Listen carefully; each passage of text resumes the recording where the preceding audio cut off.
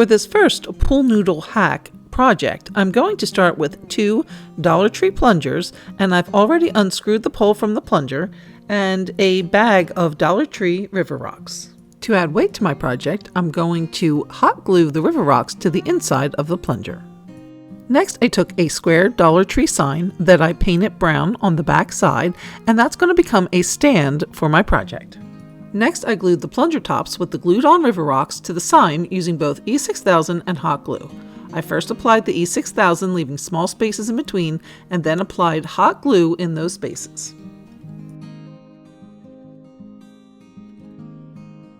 From here, I grabbed some pool noodles and cut them to the length of the plunger pole, and then slid the noodles onto the pole. I then cut a 9-inch piece of pool noodle to run across the top of the other 2 noodles horizontally. I attached it with E6000 glue and further secured it with some wooden skewers. From here, I cut another piece of 9-inch pool noodle and attached it again using E6000 glue and wooden skewers to secure. For the third piece, I switched to an 11-inch cut of pool noodle, securing it the same way with E6000 and pieces of wood skewers. I then added 3 more pieces of 11-inch pool noodle, making that a total of 4 11-inch noodles, and I again secured them with E6000 and pieces of wood skewers. I then took a boy's long sleeve plaid shirt in size 7 and cut a pool noodle to the length of the arms. I made sure to angle the top cut of the noodle, copying the line of how the shirt sleeve gets connected to the body of the shirt. I then stuffed the cut noodles into the sleeves. If you haven't guessed it yet, yes, we're making a scarecrow. And for his head, I'm going to be using this Dollar Tree bucket, and a piece of pool noodle will act as his neck. To dress the scarecrow, I'll remove the pool noodle form from the plunger base and pull the already buttoned shirt over the top. The boy's size 7 jeans go on next, and the pant legs are cut to size. To attach the head, I put some E6000 glue on that top pool noodle, and then using some wood skewers that were placed in the neck, I press the head down into the body of the scarecrow. And then another wooden skewer placed through the neck into the body on a diagonal further secures the head to the body.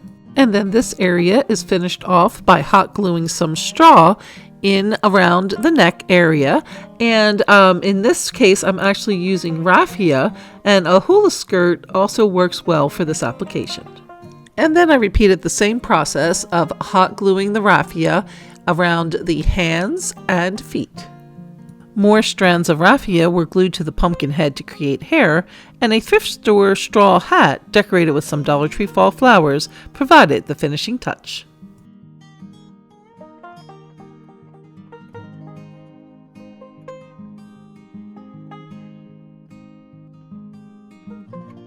For the next project, I cut 6 10-inch long lengths of pool noodle, plus a 7th piece measuring 15 inches. Next, I wanted to paint my noodles, but I also wanted to add a little texture, so I'm going to be adding some spackle to the paint in a proportion of 1 part spackle to 1 part paint. I will be using both brown and orange paint, but I only needed a small amount of the brown, so I'm going to start by taking a couple tablespoons of the spackle and put it on the container lid, along with some brown paint. Then I put the rest of the spackle into a bowl, and then I added a full spackle container of paint to the mix. In order to tone down the orange a little bit, I did add a few drops of brown paint. I started by painting the 15-inch piece first, and I did cap it off there on the top with a used canning jar lid. But you can put anything on there to cover that top or leave it open. And I am only painting the top of the noodle here where it's going to stick out.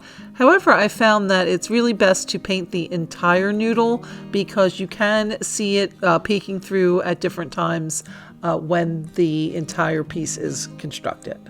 Next, I'm going to paint the 6 pool noodles that were cut to 10 inches in length. And again, I capped it off there with a used canning lid. Now, if you don't have any of those on hand, you can use another circular item or just leave it open. It looks fine just that way as well. And again, using that texturized paint, and you can see here where I did darken the color. Once all the pieces are painted, it's time to assemble. The longer noodle will go in the center and the others will go around it. I will attach using E6000 glue and further secure with wood skewers.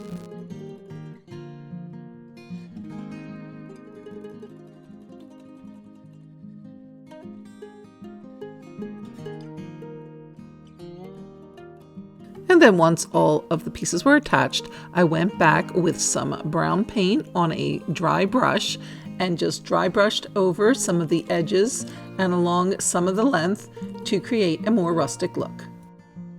And then here is the final project, and as you can see, I did add a leaf as well as a piece of burlap ribbon to the top. In addition, I did make 2 other pumpkins in larger sizes to create a full set of 3. These pumpkins make a quick, easy, and inexpensive addition to your fall decorations, as does the pool noodle scarecrow made earlier. And here is a bonus super cheap fall decorating idea. Believe it or not, these are DIY straw bales, made for just a few cents each, and better still, they are reusable. So to make my DIY reusable and foldable straw bales, I picked up one of these mini straw bales from Michael's. Dollar Tree does sometimes sell, and you can also get it at places like Home Depot and Lowe's. And then I just cut the wire and broke up the straw, and then a little bit does go a long way. Next, I took a shipping box that I had on hand, I cut the tape and then flattened it out. Then I began gluing the straw to the box. And then every once in a while, I pick up the box and shake to see where any of the straw did not adhere, and then I go back and reapply. And then I just continue this process until the box is covered. Once the box is completely covered in the straw, it can be refolded and used to decorate in a protected area.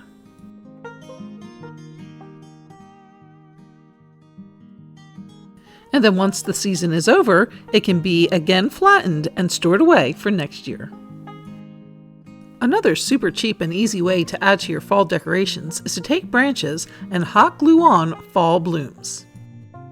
I found these pretty fall florals at Dollar Tree, and their small scale and brown stems make them the perfect choice for this craft. After cutting into smaller blooms, I hot glue the flowers onto the branches at the ends and off of shoots, just as they would occur in nature.